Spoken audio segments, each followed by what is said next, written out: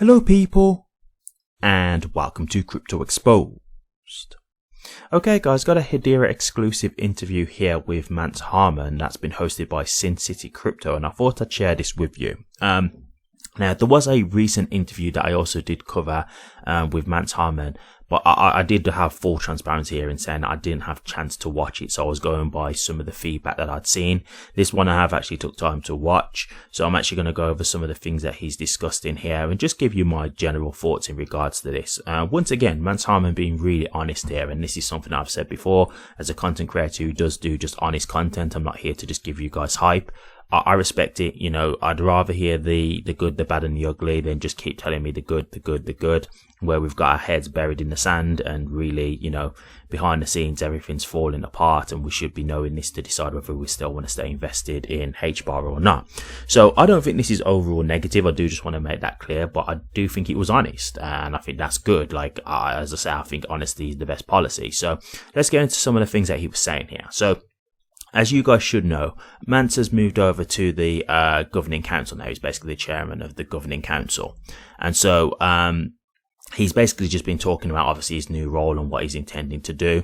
And yeah, there was some things that was asked about here in regards to, you know, what his plans are with the governing council. And, you know, this is something that he actually mentioned, which I thought was really honest. And I'll give you my my response in regards to this once I've finished this. So basically, there was in his new role, will there be any kind of conflict of interest in the sense of, okay, you're going to be trying to do obviously what's best for the governing council now and for the governing council members, but is that going to supersede the interest of the HBAR hashgraph network or the actual retail investors who are also supporting the network, right? Like, is it going to be a thing where you're doing so much to appease the council members that it could be to the detriment of the, you know, the network and the community, basically? And so, Mance basically said, look, you know, when we got these partnerships, they were looking to get something out of it, that they were expecting to benefit in some kind of way. So there were things that were done to help the partnership come along.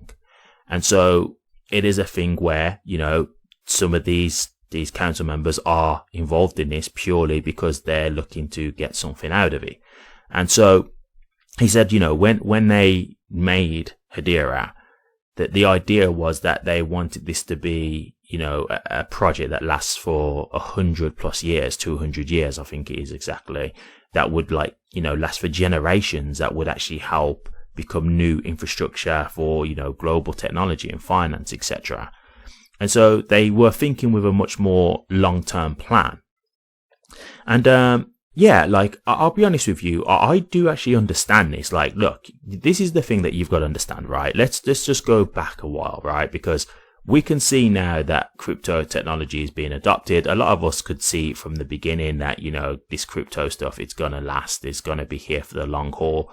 But you've got to understand, when you've got these companies, these big companies, they're probably getting propositions all the time about, you know, this is the new big thing. This is the new big technology. This is the stuff that you want to get involved in. This is nothing new.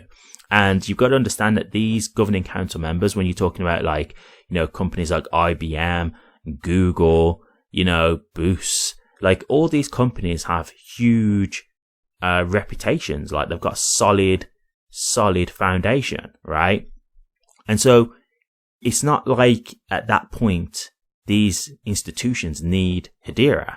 Hedera needed them at that time. Now, don't get me wrong, I think as this gets more clear that technology is the way forward, crypto, I do think it will be that these companies will look at it differently, because at that point they're going to want to upgrade, right? So I do think ultimately, I do think this is eventually going to be a thing of, these companies are going to just come flocking to the networks, right? To these crypto networks and the technology, because they are going to realize the benefits of it and think, yeah, we want to get involved.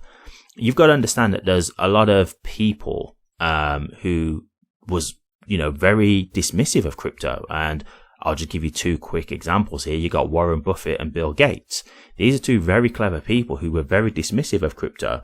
Now, Warren Buffett is more of like a stock investor, so not so much him. But if you go to like Bill Gates now, he's using AI with Microsoft. You've got Microsoft Copilot, which is their, their AI version that they've released.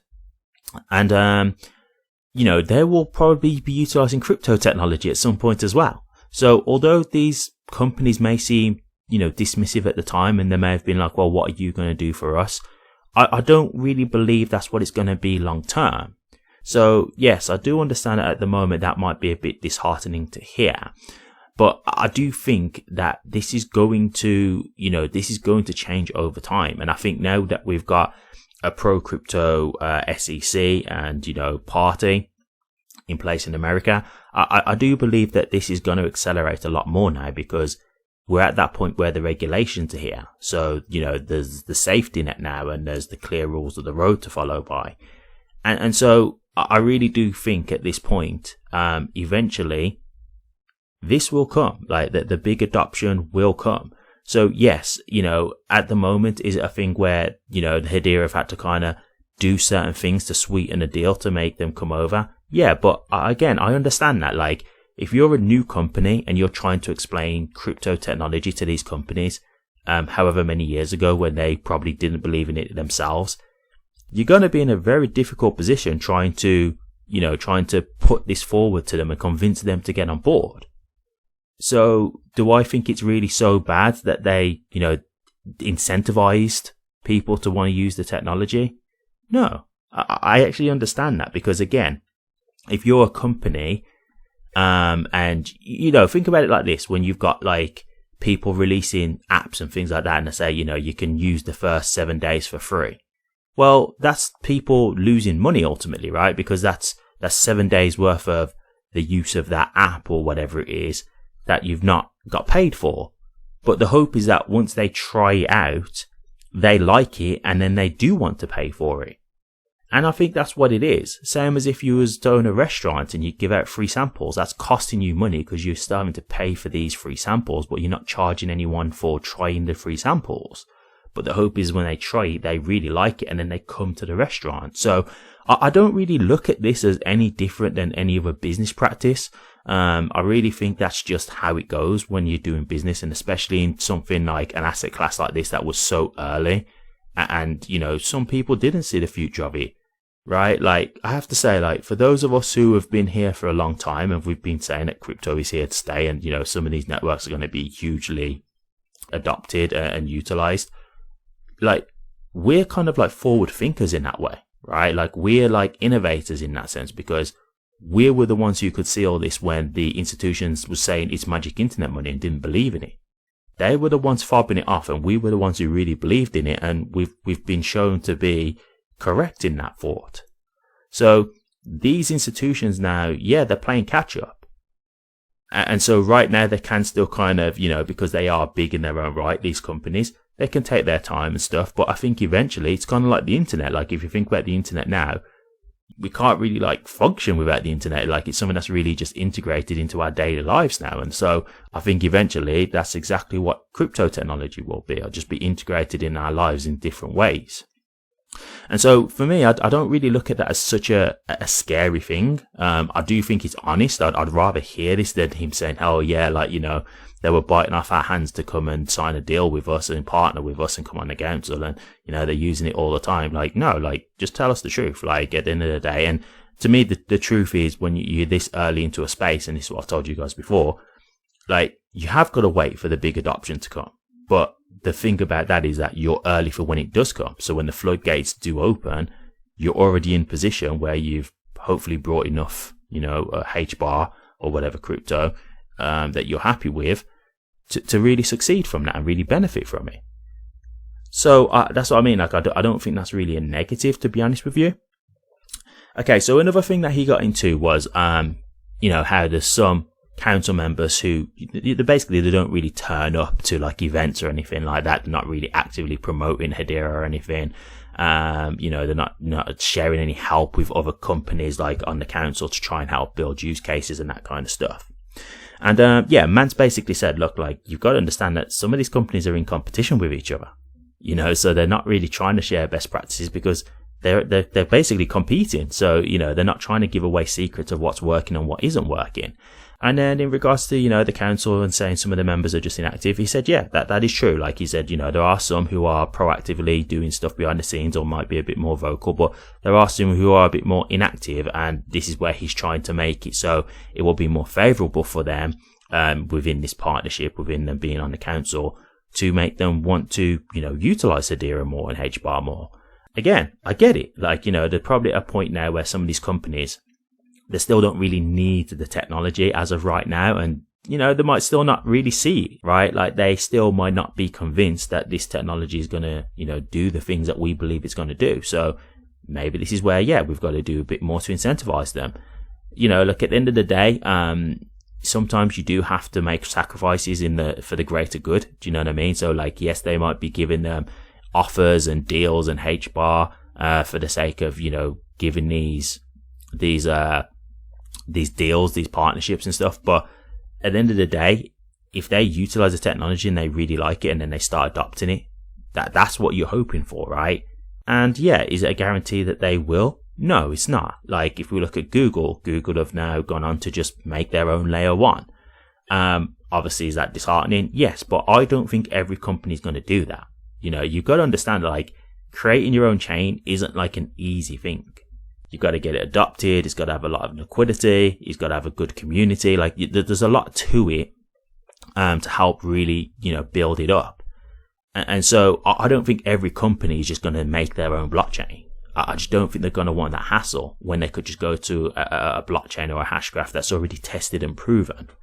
So for me, like again, like while I do see, yes, will there be some council members that might just make their own blockchain? Yeah, I'm not going to lie. I do think that is possible. But this is why they rotate the members, right? Because they can try with different members and see who likes the technology, the hashgraph technology specifically, and see who would want to continue to work on it and adopt on it. So, like that's where I just see that for me personally. The last thing I'll just say, he was talking about use cases and what he thinks would be, a great use case for Hedera. And, this was a great answer. He said, look, if we knew the answer for that, we would be working on it right now. He says that the hardest thing is trying to figure out what's going to be that big, use case that could really bring huge value to the chain. Yeah, I completely understand that. Like, it's like when people talk about like making viral videos and stuff. It's like, there's not always like a formula to making a viral video. Sometimes the most random things can go viral. And part of the reason why that happens is because it's not intended to go viral. Like sometimes it's just things like accidents and stuff that you just think is just silly, but it just turns out that it catches on. So, sometimes when you are trying too hard, that's when it doesn't work. And so these guys are not going to be able to see into the future. They're not going to be able to just say like, okay, this is what's going to be the next big thing. All they can do is continue working on the chain, having more developers work on the chain, and hopefully something does get created that does get mass adopted and does really hugely take off. So yeah, I completely understand that overall. But I'll leave it at that. I think overall this was again a really good interview. I don't think there's anything bad in my opinion that's been said here. I do just think it just shows you again how early we are.